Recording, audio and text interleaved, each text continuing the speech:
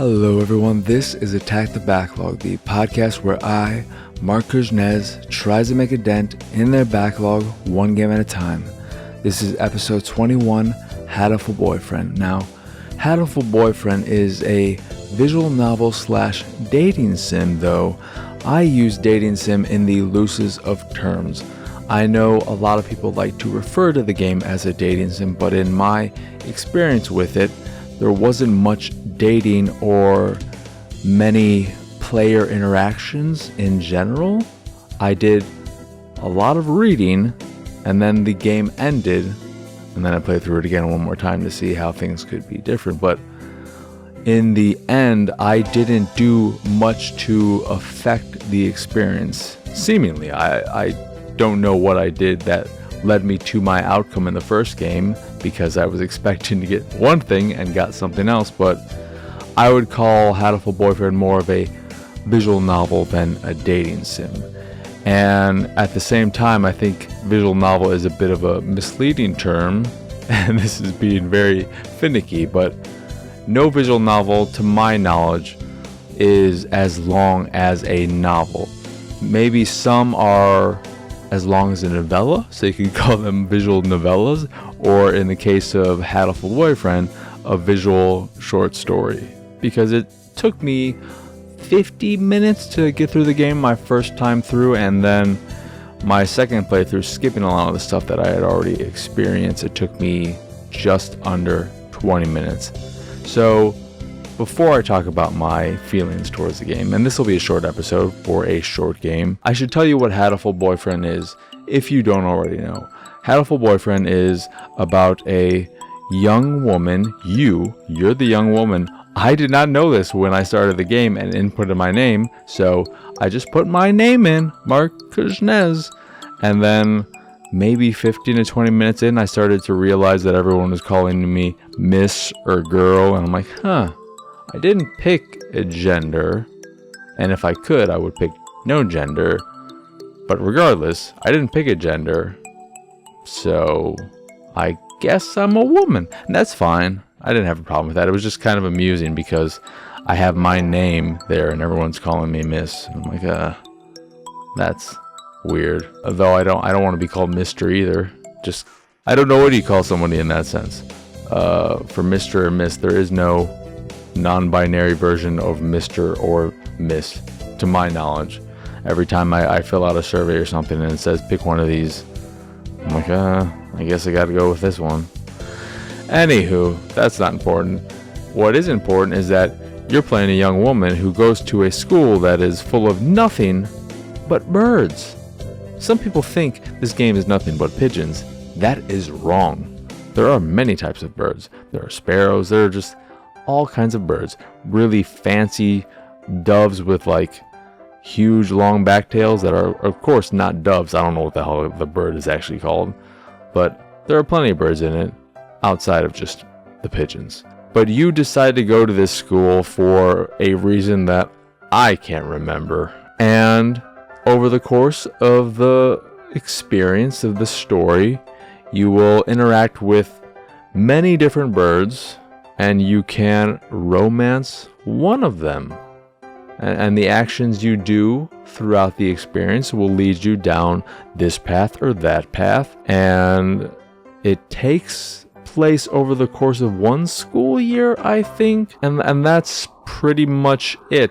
My biggest problem with the game, outside of not finding it all that funny or interesting or engaging, the story that is, my biggest problem was that when I reached the outcome and who my one was, quote unquote one was, I didn't understand how I got to that point. So in my first playthrough, I was trying to woo Ryota, who is, I think, your closest friend, somebody you've known since you're a young kid. Well, that doesn't make sense. I think you met all these people when you went to the school. I don't think you knew any birds outside of school, but he's someone I think you've been close to since you started going to this school.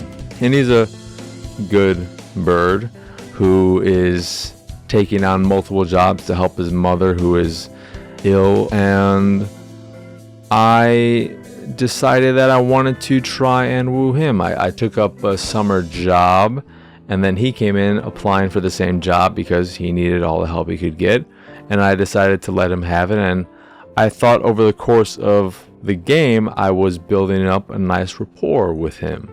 But then when I picked my bird seed, or whatever you pick like some beans or nuts or seeds or whatever, right near the end of the game around Valentine's Day. So you're going to give this to someone who you like. I thought, after picking the type of food I was going to give to the person I wanted to give it to, it was then going to give me the list of people again for me to pick who I wanted to give this crap to. But it didn't. It just automatically started me down the final act of the game. Not even the final act, just the ending, which took maybe 5-10 minutes, I don't know. And who I ended up going after was this teacher, Kazuaki, who is a very sleepy teacher. He just falls asleep all the time. You might want to get that checked out by a doctor. And there is a doctor at the school who's a big fat bird. But the second that happened, I got very annoyed with the game. Not that I was in love with it or enjoying it all that much prior to that point, but the second that I realized what I did prior to the end had no effect, or I don't know if it had a lot of effect. I don't know what my choices were throughout that playthrough that led me there, but I felt like while playing it that I was heading towards one path and I ended up on a completely different path. And when that happens, it's frustrating. And when I played through it again a second time, I made it a point to just go after this one bird, and it worked out. But that still doesn't make up for the fact that in my first playthrough, when I was taking the game more seriously or paying attention to every single second of it, I didn't end up where I expected to. And that just killed any chance of me enjoying the experience or wanting to play through it again in any real fashion. My second playthrough was just a real quick thing to see if the outcome would be, again, another surprise in terms of me choosing this path or wanting to go down this path and then ending up another one. Also trying to see if the type of bird seed, nut, bean, whatever I picked had any effect on who I ended up with, if that was the deciding factor. And part of the problem with trying to go down specific paths is that you have very few options and interactions throughout the experience. You get to choose on off days whether you go to math class, music class, or gym class. So you can build up your smarts, your charm with music class, or I guess your physique with gym class. The thing that really annoyed me was that in my second playthrough, when I avoided the math class entirely, my wisdom still kept going up and I still did well on my tests. So that made me feel like wasting time on wisdom in my first playthrough was indeed a waste of time. And I don't know what charm did for me. I'm not sure what physique would do for me.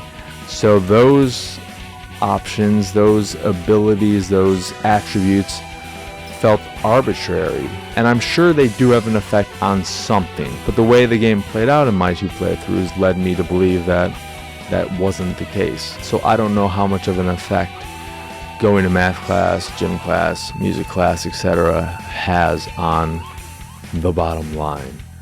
And then throughout the game, outside of those moments, you will occasionally interact with the birds and be given a few choices to make, like, do you let this person walk you home, or do you do this? But I think in the end you have less than 10 choices, ignoring the math class and all that. I think you have less than 10 choices. I could be wrong, and maybe in some playthroughs you have way more, but ultimately I found Hatoful Boyfriend really disappointing. It reaffirmed my disinterest in visual novels. It made me question whether or not I should give any other visual novel a chance, because I know a lot of them are longer than Hatoful Boyfriend, and it just left me frustrated and a little sad. And some of the storylines are weird. My second playthrough ended with me finding out the person I was trying to woo, who was this bookworm who just stayed in the library all the time.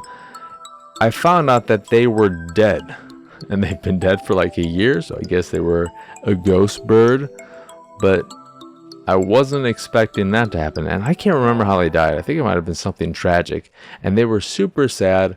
But me loving them or liking them or however I felt about them was something that made them feel whole again or something. I don't know. In the first playthrough, the teacher was like, I'm too heartbroken to deal with you. Plus you're a student. Come back in like 4 or 5 years and then see if I'm a whole bird again. And in my second playthrough, the person I was trying to woo was like, actually, I'm dead. So, sorry. Can't really do anything about that. You're nice, though. Okay? But yeah, I was very disappointed with Hatoful Boyfriend. So, anyway, that will do it for this here episode of Attack the Backlog. Once again, I am your host, Marc. Y'all can find me on Twitter and pretty much everywhere at PXSausage.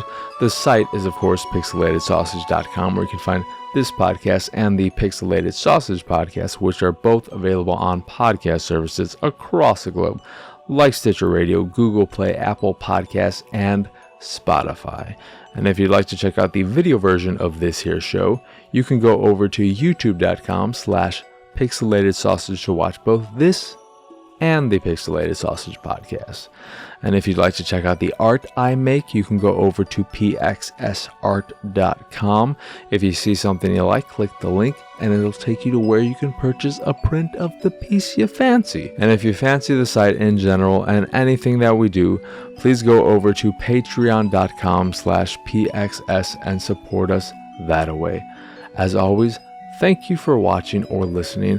I hope you enjoyed this here episode, and I hope you have a wonderful, wonderful rest of your day.